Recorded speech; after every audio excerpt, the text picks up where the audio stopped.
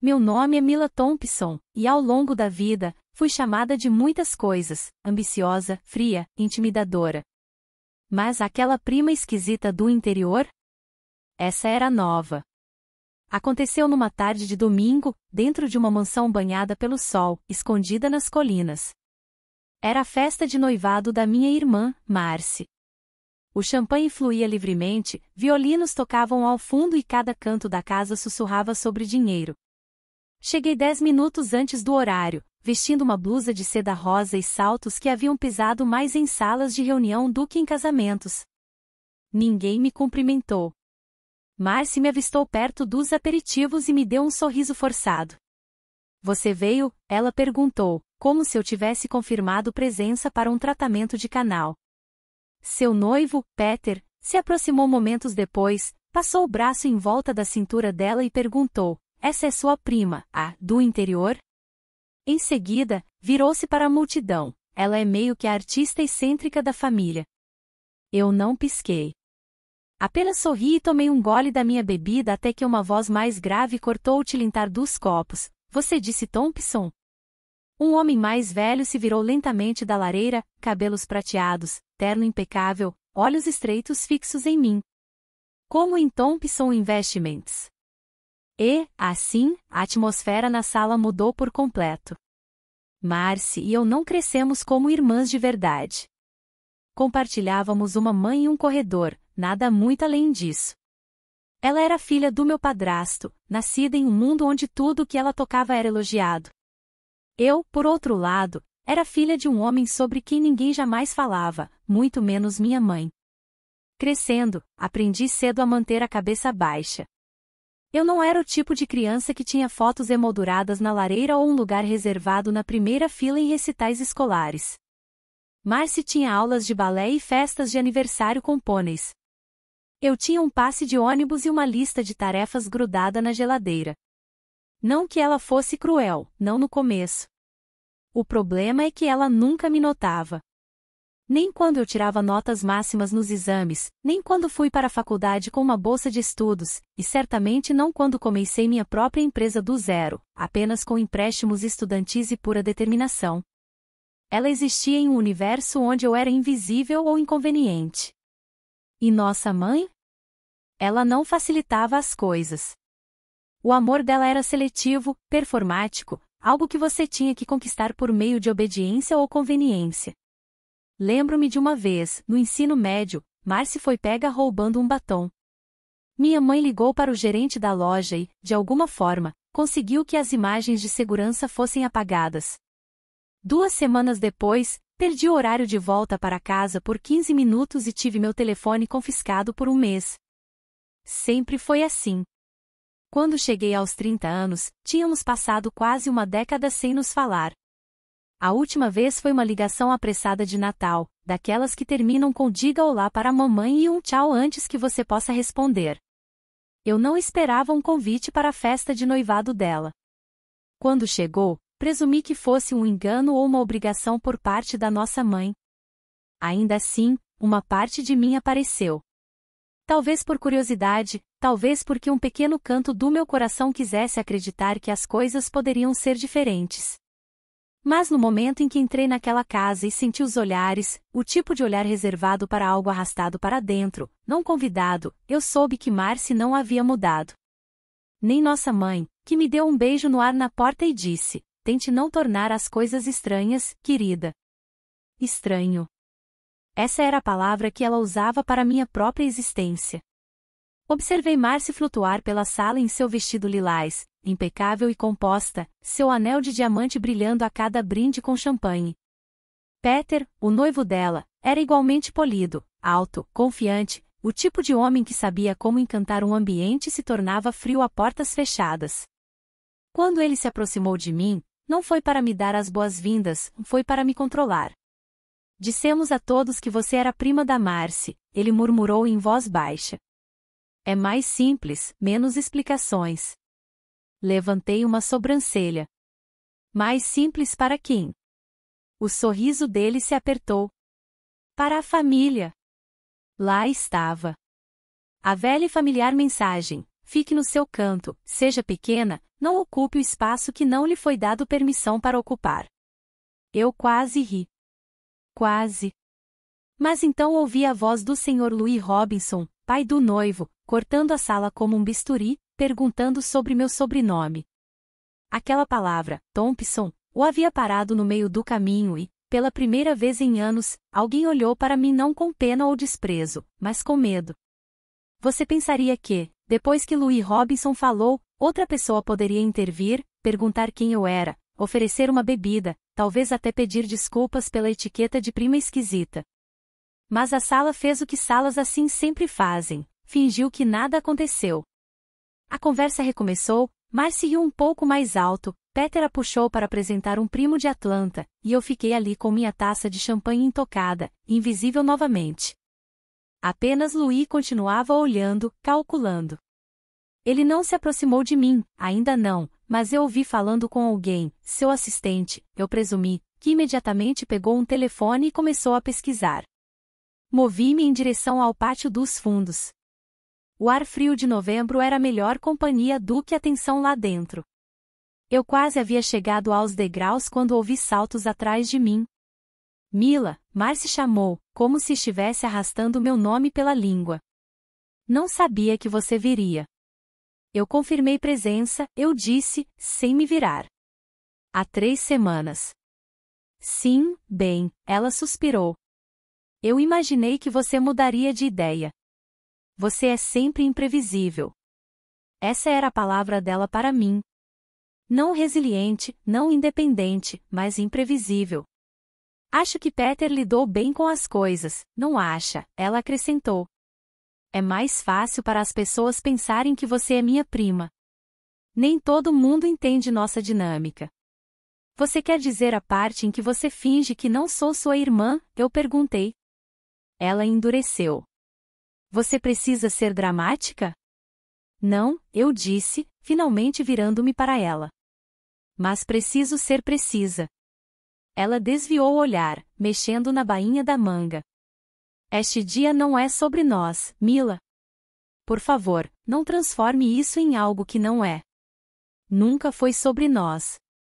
Sempre foi sobre ela. Ela se afastou antes que eu pudesse responder, desaparecendo no labirinto cintilante de convidados. Eu fiquei ali, controlando minha respiração, quando uma voz me interrompeu. Mila Thompson. Virei-me. Louis Robinson estava agora ao meu lado, mais sério do que antes.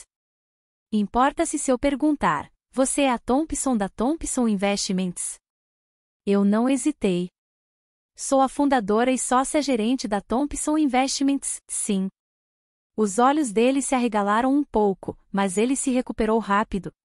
Imaginei. Eu vi seu nome na proposta de fusão. Estávamos em negociações, embora sua equipe tenha mantido as coisas anônimas. Isso foi intencional, eu disse. Entendo, ele fez uma pausa. Você sabe com qual empresa estamos nos fundindo? Eu sei, sorri levemente. Com o seu filho e sua nora. A cor sumiu do rosto dele. Ele não respondeu. Deixei-o ali, sem palavras, e voltei para dentro. Ao passar por Peter, ele sorriu de canto, como se ainda tivesse controle, como se nada tivesse mudado. Era quase impressionante sua cegueira para as consequências.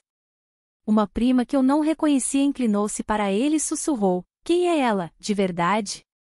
Peter encolheu os ombros. Alguma pessoa das finanças. A família da Marcy tem umas ramificações estranhas. Continuei andando.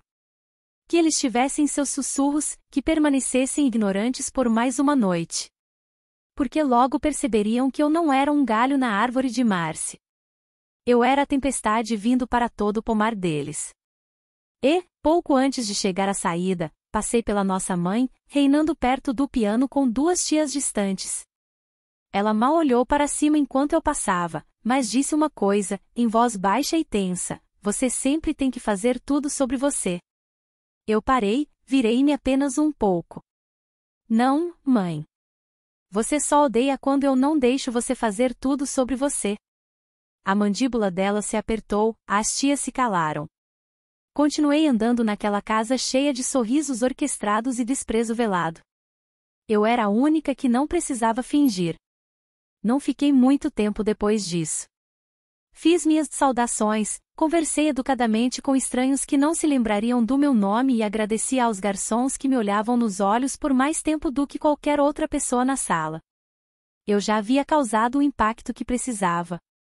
Agora, era apenas uma questão de tempo. A proposta de fusão estava em andamento há meses.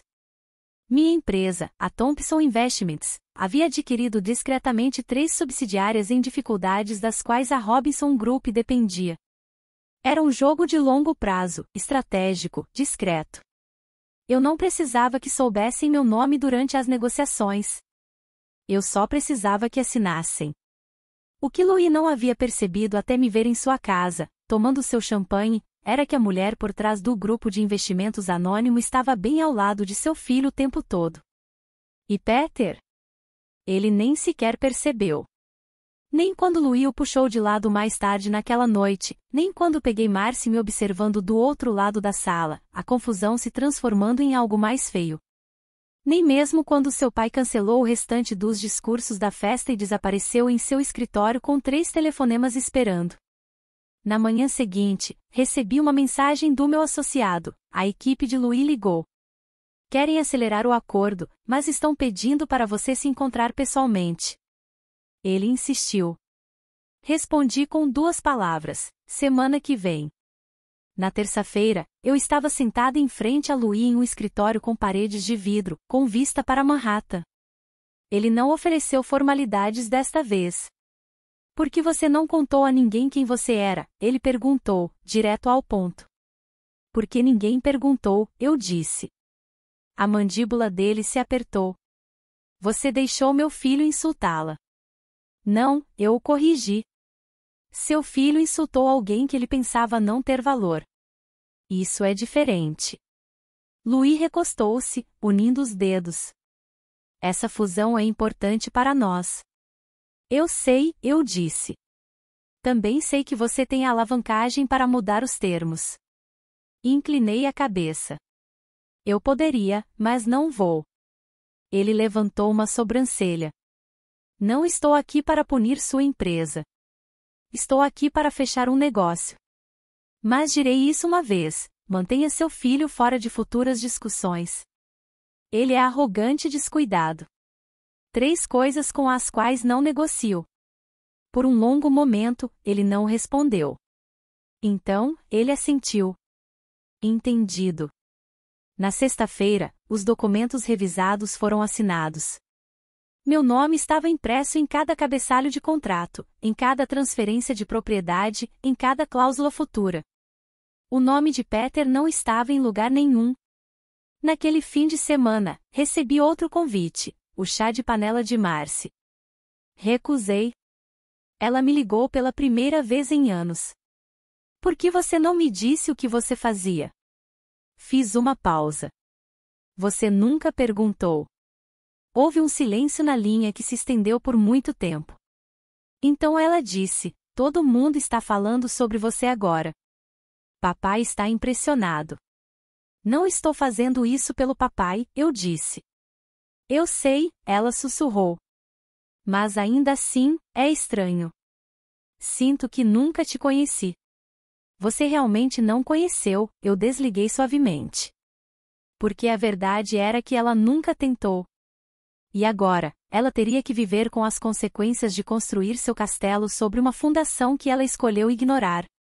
Mais tarde naquela noite, recebi um e-mail de um dos membros do conselho de Louis. O assunto dizia: respeito discreto. A mensagem simplesmente dizia: você conquistou a atenção daquela sala sem levantar a voz. Você tem meu respeito. Não deveria ter importado, mas de uma forma silenciosa, importou. Não porque eu precisava da aprovação deles, mas porque eu havia acreditado que nunca a conquistaria. Servi-me uma bebida. Nada chique, apenas um rum escuro com gelo, e sentei-me perto da janela do meu apartamento, observando as luzes da cidade piscarem para mim, como se soubessem que essa não era a vingança que eu imaginara quando era uma menina, deitada acordada naquele quarto frio no corredor de Marcy. Mas talvez fosse melhor. Sem drama público, sem gritos. Apenas esse poder, o silêncio e o luxo de não precisar dos aplausos deles. Na semana seguinte, recebi uma carta escrita à mão, sim, uma carta de verdade, de Marcy. Chegou em um envelope cor creme, lacrado em ouro. A caligrafia dela não havia mudado desde o ensino médio, curvas suaves, corações em cada i. Ela escreveu que esperava que eu reconsiderasse ir ao casamento, que Peter havia se desculpado, ele não queria ser cruel, apenas estava nervoso, e que nossa mãe lamentava como as coisas haviam se manifestado. Ela esperava que pudéssemos começar de novo. Não respondi. Não porque eu estava com raiva, mas porque finalmente estava completamente esgotada de me apresentar para pessoas que só me viam quando precisavam de algo. Em vez disso, fiz uma ligação. A assistente de Louis atendeu no primeiro toque. Eu a instruí a transferir a propriedade das 3 subsidiárias adquiridas sob a fusão, não para Robinson Group, mas para uma instituição de caridade educacional sem fins lucrativos sob meu nome. Eu havia planejado liquidá-las discretamente, mas agora havia mais utilidade em um legado do que em uma simples alavancagem. Ela hesitou. Essa é uma atitude generosa, senhorita Thompson. Não, eu disse. É estratégica. Prefiro construir algo que dure do que continuar alimentando homens que não conseguem enxergar além de uma mulher de saltos. Ela riu baixinho, então se corrigiu. Entendido. Vou agilizar a papelada. No dia do casamento, recebi fotos através de uma prima que mal conhecia. Marcy parecia radiante, como sempre. Peter sorria abertamente em cada foto. Mas por trás de seus sorrisos, eu reconhecia uma tensão, como se estivessem sorrindo mais forte para compensar algo invisível para os outros, mas óbvio para mim. Aparentemente, Louis havia se afastado do conselho no dia anterior. A fusão havia sido concluída sob meus termos, e a Thompson Investments agora possuía 51% de sua divisão regional. Fiz uma longa caminhada naquela manhã, pelo Central Park, cachecol enrolado no casaco, café com leite na mão. Sem assistentes, sem ligações, apenas ar e silêncio. Uma criança passou correndo por mim, perseguindo um balão, sua mãe rindo atrás dele. Eu sorri, não para eles, mas para outra coisa, um peso que finalmente havia sido levantado. O tipo de peso que se vai quando você para de pedir às pessoas para te verem e começa a se ver. Sentei-me em um banco enquanto o vento aumentava, peguei meu telefone e abri a mensagem de voz que Marcy havia deixado na noite anterior. A voz dela estava mais suave do que eu lembrava. Mila, acho que só queria dizer que sinto muito. Não apenas por aquela festa, mas por tudo. Por não ter te visto, por deixar a voz da mamãe abafar a sua. Eu gostaria de ter sido diferente. Ela fez uma pausa. Não espero nada. Só queria que você soubesse. Ignorei a mensagem, não por crueldade, mas por paz. Algumas histórias não precisam de resposta. Precisam de um fim. Mas eu estaria mentindo se dissesse que não ouvi as palavras dela novamente mais tarde naquela noite, sentada na minha sala, descalça, o jazz suave ao fundo. Por anos, eu quis que ela me visse de verdade. Não o invólucro, não o conto de advertência de uma irmã que foi embora e se tornou fria. Mas a mulher que construiu algo do nada, que escalou sem escada, que sobreviveu. E ainda assim, quando ela finalmente olhou, era tarde demais. Nossa mãe, por sua vez, não enviou carta, nem pedido de desculpas. Apenas um e-mail cuidadosamente redigido dias depois do casamento, espero que esteja bem. Foi um evento adorável. Sentimos sua falta. Também não respondi a isso. Em vez disso, encaminhei para meu advogado finalizar os documentos do fundo. Adicionei uma cláusula que usaria um dos edifícios transferidos para abrir um centro vocacional para jovens mulheres de famílias de baixa renda.